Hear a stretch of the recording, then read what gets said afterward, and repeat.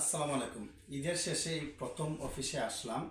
যারা ঈদের ছুটিতে আমার সাথে যোগাযোগ করছেন Asia, Europe, Schengen, non Schengen ইউরোপে যাওয়ার জন্য, তাদেরকে বলবো যে অফিসে আসেন। তৃতীয় পক্ষ ছাড়া, কোনো মাধ্যম ছাড়া আপনি সরাসরি অফিসে আসেন, এসে এক কাপ চা খান।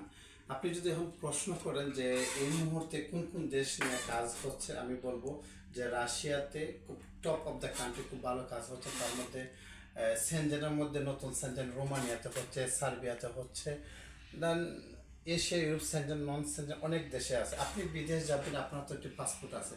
সর্বপ্রথম অফিসকে আপনি না খোঁজা পারিবারিকভাবে আপনি মিটিংয়ে বসবেন যে আপনার বাজেট কত, কোন দেশে যাওয়া উচিত এবং ওই দেশে কেন যেতে চাচ্ছেন।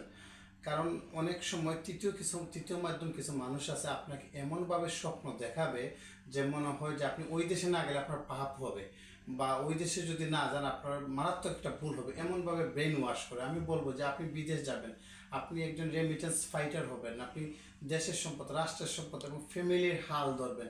আপনার ওই রকম বুঝ থাকা দরকার। শুধু যে লেখাপড়া করলে বুঝ হয় তেমনটা না।